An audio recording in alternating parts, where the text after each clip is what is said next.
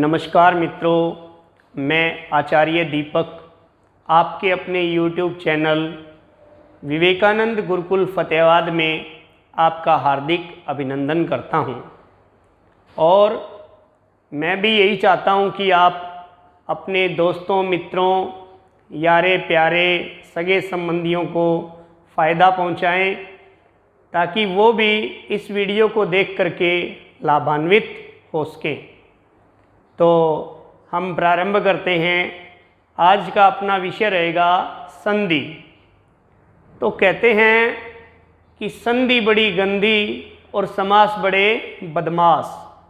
तो संधि को गंदी कहते हैं, तो उस गंदी को ही पहले हम छेड़ते हैं कि संधि बहुत ही आसान विषय है। संधि का मतलब जोड़ना, और संधि करने से पहले हमें वर्ण विच्छेद का ज्ञान होना जरूरी है। तो कुछ एक शब्द वर्ण विच्छेद के करवा करके फिर संधि करवाऊंगा ताकि आपको आसानी से समझ में आ सके। तो ध्यान करेंगे, वर्ण विच्छेद क्या होता है।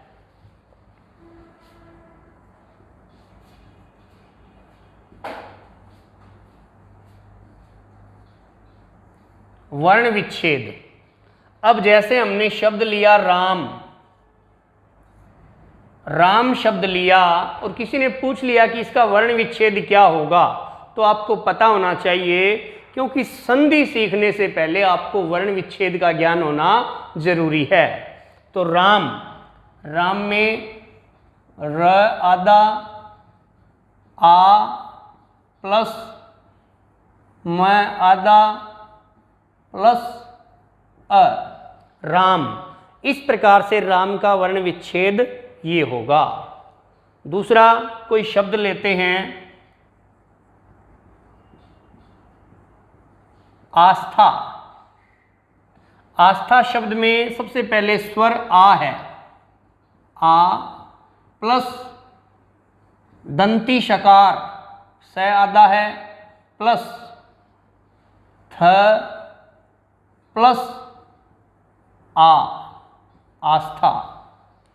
तो आस्था में आ स आधा है तो आधा हमने लिख दिया, हलंत से लिख दिया, और उसके बाद में थ आधा और आ, क्योंकि जो व्यंजन होता है वो स्वर के साथ मिलकर के बनता है। तो इस प्रकार से अपना बना आस्था। इस प्रकार से एक शब्द और,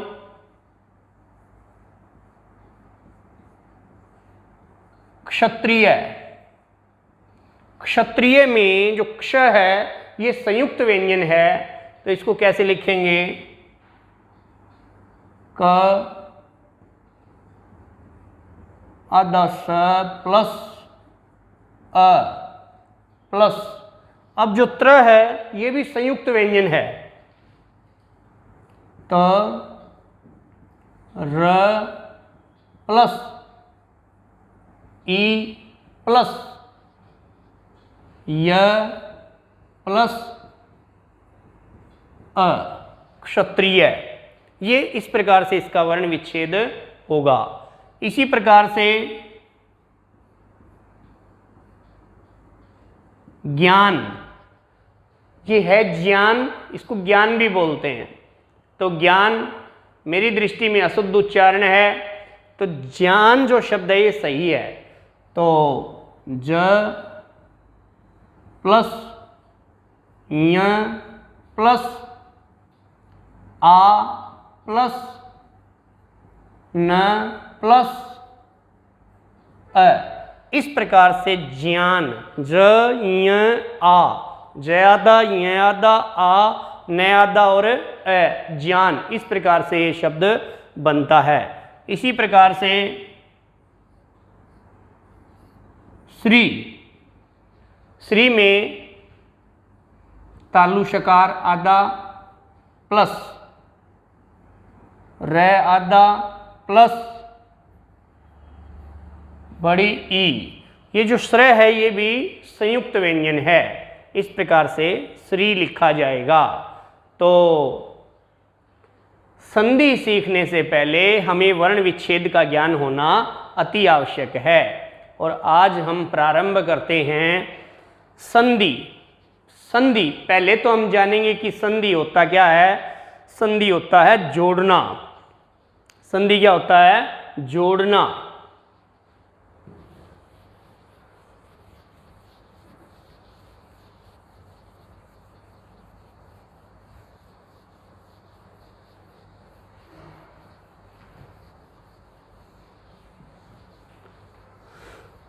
संधि का अर्थ होता है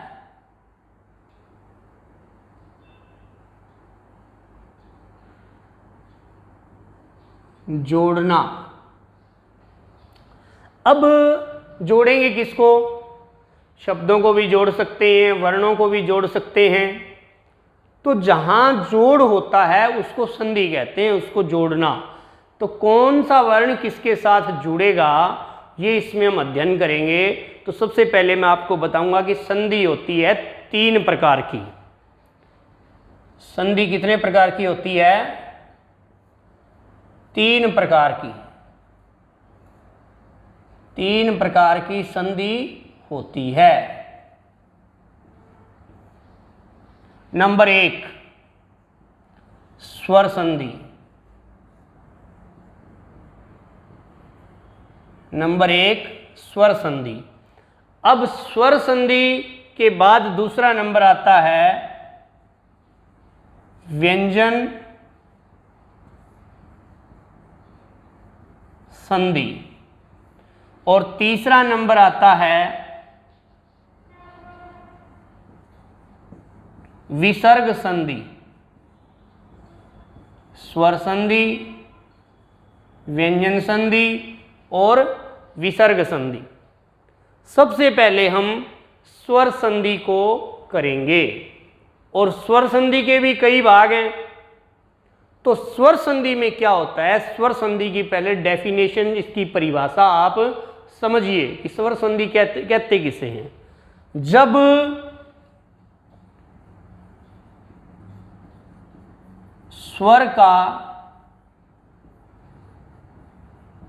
स्वर के साथ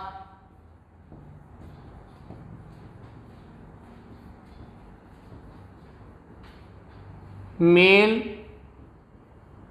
हो, जब स्वर का स्वर के साथ मेल हो तो वहां स्वर संधि होती है। तो मित्रों, आपने स्वर संधि की जो परिभाषा है वो इस प्रकार से ध्यान में रखनी है कि स्वर का स्वर के साथ मेल हो। स्वर का स्वर के साथ मेल कैसे?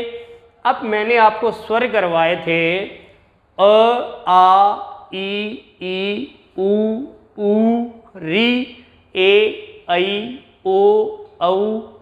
ये सब 11 क्या हैं? स्वर हैं। जब इनका आपस में मेल होता है तो उसको स्वर संधि कहते हैं। तो सबसे पहले स्वर संधि की परिभाषा हमने करी। तो स्वर संधि के ही टाइप्स करेंगे आज हम। स्वर संधि के टाइप्स कौन से करेंगे? स्वर संधि का पहला टाइप्स हम करेंगे दीर्घ संधि। दीर्घ संधि क्या होता है? दीर्घ माने होता है बड़ा, गुरु। दीर्घ माने क्या होता है? बड़ा, गुरु। अब बड़ा क्या होता है? जब हम स्वर पढ़ते हैं तो स्वर में ह्रस्व, दीर्घ, प्लुत 3 प्रकार के होते हैं, लेकिन जो 11 स्वर है उनमें ह्रस्व और दीर्घ ही रहता है। अब ह्रस्व वह होता है जिसमें 1 मात्रा का समय लगता है और दीर्घ वह होता है जिसमें 2 मात्रा का समय लगता है। कैसे? दीर्घ, पहले मैं लिख देता हूं कि दीर्घ कौन कौन से वर्ण होते हैं। दीर्घ वर्ण आ, ई, उ, री। री भी दीर्घ हो जाती है। ये दीर्घ वर्ण हैं। ये दीर्घ वर्ण जब होते हैं संधि होकर के तो उसको दीर्घ संधि कहते हैं। जैसे कोई हम उदाहरण लेते हैं तो उस उदाहरण के माध्यम से करेंगे कि सबसे पहले हम एप्लीकेशन लिखते हैं, एक प्रार्थना पत्र लिखते हैं, तो प्रार्थना पत्र में हम मुख्य अध्यापक के नाम कोई प्रार्थना पत्र लिखते हैं तो शब्द आता है अपना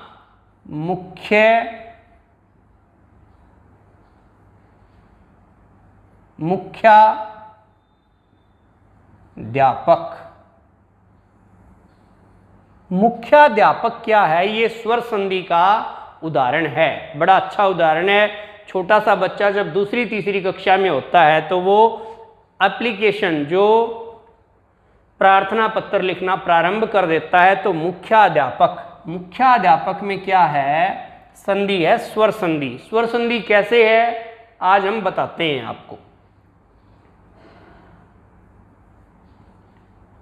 मुख्य प्लस अध्यापक, मुख्य प्लस अध्यापक।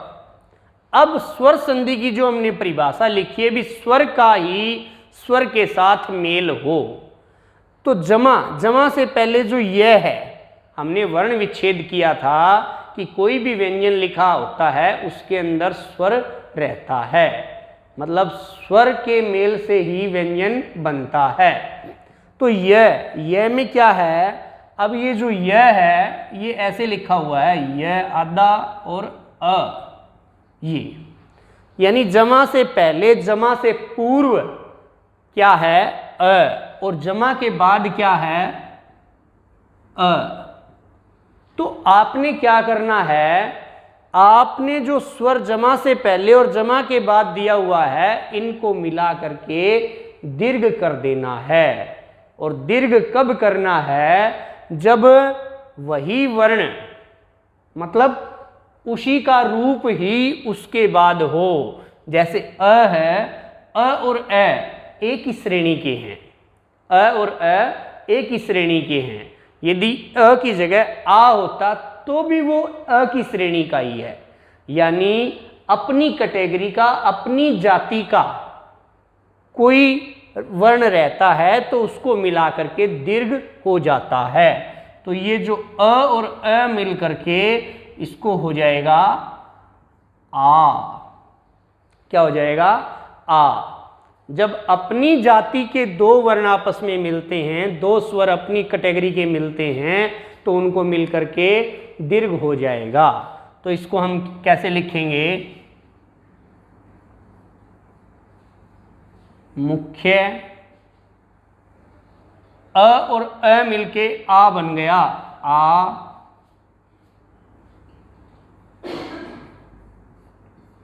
अध्यापक। तो इसको जोड़ देंगे, मुख्याध्यापक।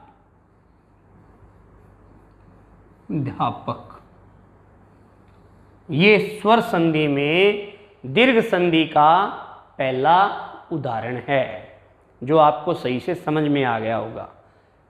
5-7 उदाहरण करेंगे हम स्वर संधि के, आपको बड़े अच्छे से समझ में आ जाएगा। फिर उसके बाद मैं नियम लिखवाऊंगा कि इस नियम को ऐसे लागू करना है। तो अगला उदाहरण देखते हैं।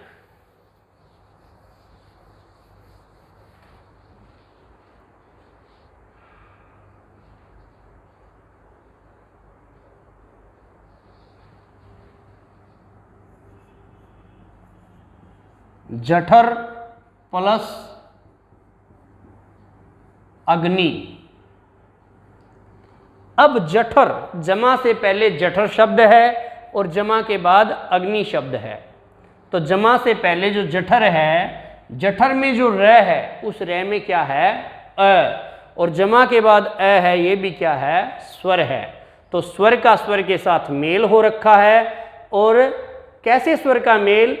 सेम कैटेगरी, सेम जाति, अपनी ही जाति का स्वर के साथ मेल हो रहा है। तो इसको ऐसे लिखेंगे, ज ठ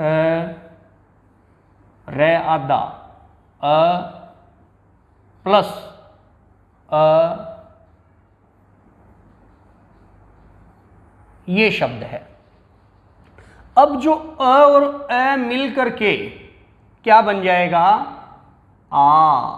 क्या बन जाएगा? आ। यहां लिख देते हैं जठर, ये इनको मिला दो, क्या बन गया?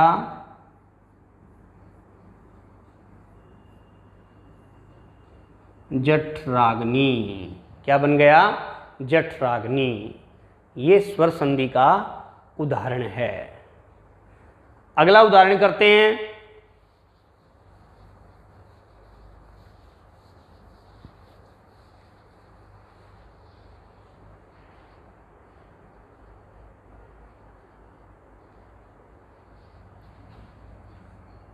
कीट जमा अणु। कीट जमा अणु। तो कीट में जमा से पहले ट है और ट में क्या है? अ है। की ट ए प्लस ए अणु। तो अ और ए मिलके क्या हो जाएगा? आ हो जाएगा। तो इस प्रकार से जब इनको मिलाएंगे, कीट आ अणु, तो मिल करके क्या बन गया? कीटाणु। ये दीर्घ संधि होगी। ए और ए मिलके आ बन गया, तो आ क्या होता है? दीर्घ होता है। इस प्रकार से कीटाणु शब्द बना। अब कोई ई का उदाहरण देखते हैं।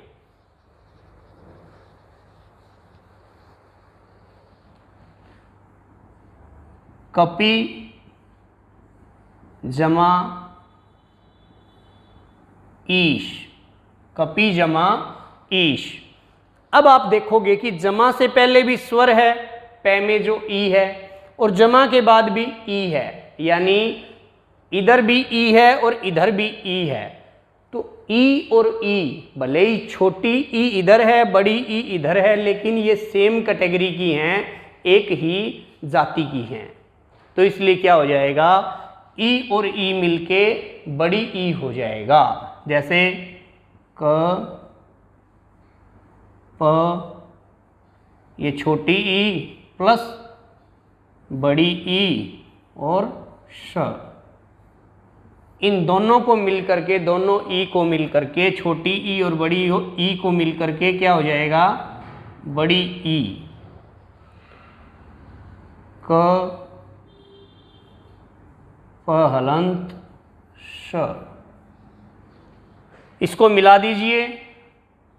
क पै के बड़ी ई श, कपीश। इस प्रकार से कपीश बना। ये पै के जो बड़ी ई हो गई, ये दीर्घ संधि का उदाहरण है। इस प्रकार से हम कोई और उदाहरण करते हैं। ये ई का उदाहरण किया। अब ऊ का उदाहरण देखते हैं। ऊ का उदाहरण जैसे सु प्लस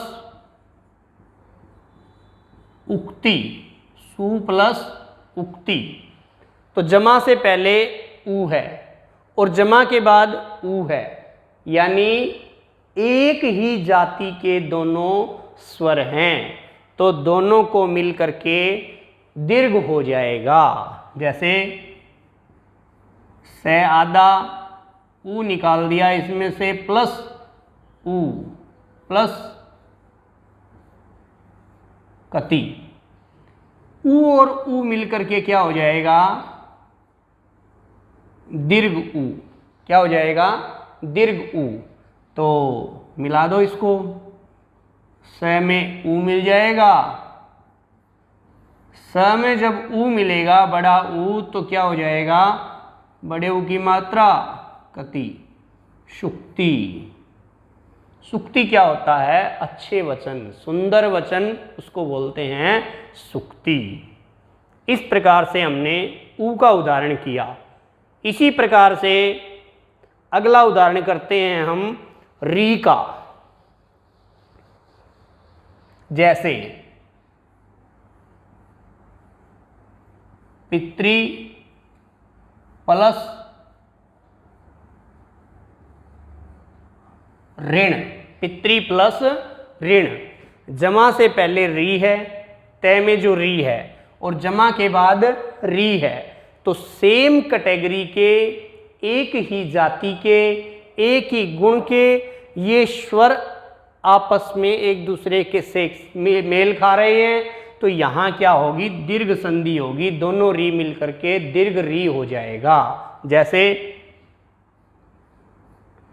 पी तय आधा निकाल लिया हमने और री लिख दिया, प्लस री लिख दिया है। अब री और री मिलके दीर्घ री हो जाएगा। कैसे, ये मिलाओ इसको, पी तय आधा है। अब इसको मिलाएंगे, तय में री एक बार, दो बार, ये पितृण। इस प्रकार से ये अपना पितृण बना। अब मैं 5 उदाहरण आपको देता हूँ, आप उनको अपने आप करेंगे और आपको नियम भी बताता हूँ मैं। सबसे पहले आपको नियम बताता हूँ, उसके बाद 5, 7, 10 उदाहरण लिखूंगा, उनको आप अपने आप करोगे तो आपको समझ में आएगा कि हाँ, दीर्घ संधि बिल्कुल आसान है और पेपर में आ गई तो हम आराम से इसको कर सकते हैं। ध्यान दीजिएगा। सबसे पहले नियम लिखवाता हूं मैं आपको। अ प्लस अ क्या बन जाएगा, आ। अ प्लस आ क्या बन जाएगा, आ। आ प्लस आ क्या बन जाएगा, आ। कहने का मतलब अ और आ दोनों एक ही कैटेगरी के वर्ण हैं, एक ही जाति के हैं, तो इसलिए आपने क्या करना है, अ और ए मिलके आ ही बनेगा, ए और आ मिलके भी आ ही बनेगा, और आ मिलके भी आ ही बनेगा। ये दीर्घ संधि का नियम रहता है। इस प्रकार से ई प्लस ई क्या बनेगा, ई। और ई प्लस ई क्या बनेगा, ई। और ई प्लस ई क्या बनेगा, ई। इसी प्रकार से ऊ प्लस ऊ क्या बनेगा, ऊ प्लस ऊ क्या बनेगा, ऊ। और ऊ प्लस ऊ क्या बनेगा, ऊ। इस प्रकार से री प्लस री मिलकर के क्या बनेगा, री, दीर्घ री हो जाएगा। तो 3 प्रकार की संधियां होती है। सबसे पहले संधि स्वर संधि होती है, और इस स्वर संधि का एक नाम और भी है, उसको बोलते हैं अच संधि। स्वर संधि का एक नाम और है जिसको कहते हैं अच संधि। जब स्वर का स्वर के साथ मेल होता है तो वहां स्वर संधि होती है। और स्वर संधि का जो पहला नियम है, पहला जो दीर्घ संधि जब हम करते हैं तो क्या होता है, छोटा छोटा मिलके बड़ा हो जाता है, छोटा बड़ा मिलके बड़ा हो जाता है, और बड़ा बड़ा मिलके बड़ा हो जाता है। ये बड़ा खाने वाला बड़ा नहीं, ये वर्ण बड़ा हो जाता है। तो दीर्घ वर्ण में आ, ई, ऊ, बड़ी री। अब बड़ी री देखी नहीं होगी आपने, लेकिन जब संधि का पितृ प्लस ऋण करते हैं तो उसमें आपको देखने को मिलेगी कि बड़ी री भी होती है। देखी मैंने भी नहीं थी। जब पितृ प्लस ऋण उदाहरण किया तो तब समझ में आया भी हाँ, तो री और री मिलके दीर्घ री हो जाएगा।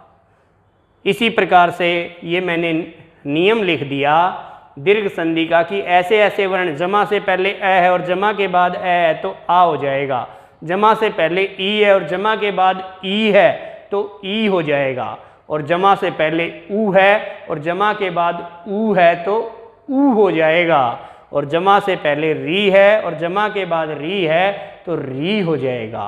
तो ये दीर्घ संधि के हमने नियम किया, और दीर्घ संधि के नियम की आप इसका स्क्रीनशॉट ले सकते हैं।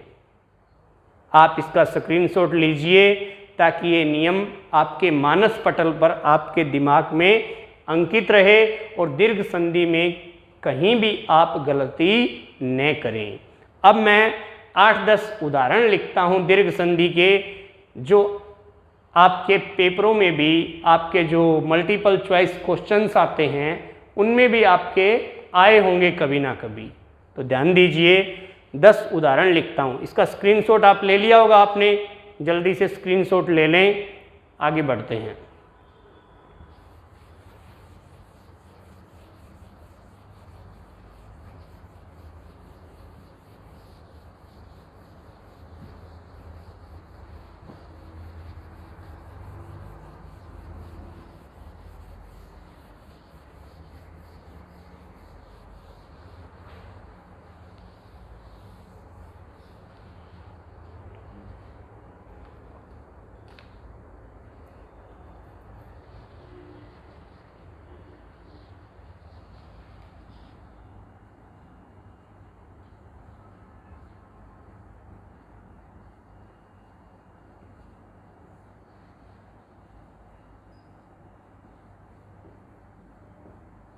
दीर्घ संधि उदाहरण ये आपको करने के लिए हैं ताकि आप इनको करके अच्छे से आपके मानस पटल पर ये अंकित हो जाएं। तो जैसे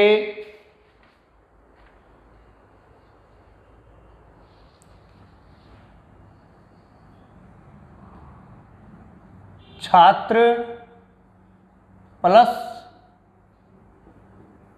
आवास, इसका क्या बनेगा संधि जब करोगे तो? अगला शब्द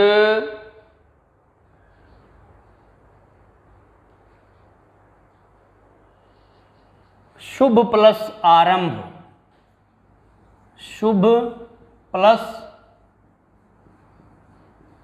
आरंभ, इसका संधि करोगे तो क्या बनेगा?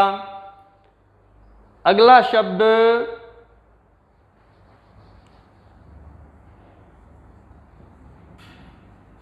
विद्या प्लस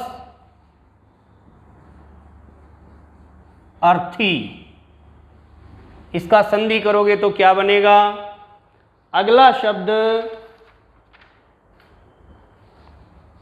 रवि प्लस इंद्र, इसका संधि करोगे तो क्या बनेगा? अगला शब्द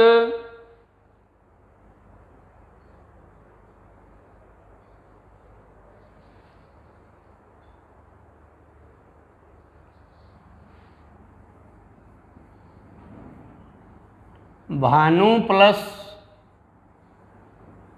उदय, इसका संधि करोगे तो क्या बनेगा?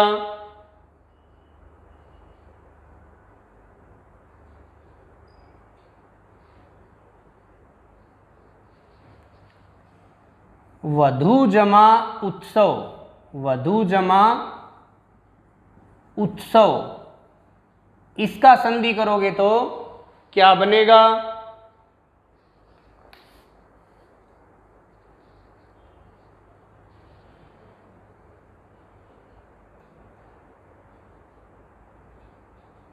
इस प्रकार से री का उदाहरण आपकी हिंदी की बुक्स में शायद ना मिले, हिंदी की किसी किताब में, लेकिन ये बता देता हूँ पितृ प्लस ऋण जो पहले मैं करवा भी चुका हूँ, ये री का उदाहरण है। इस प्रकार से 1, 2, 3, 4, 5, 6, 7। मैंने आपको दीर्घ संधि का नियम भी बताया और ये 7 उदाहरण आप स्वयं करोगे तो आपको समझ में आएगा कि हाँ ये सही है और आप दीर्घ संधि सीख चुके हैं। आज के लिए मित्रों इतना ही। जय हिंदी, जय भारत।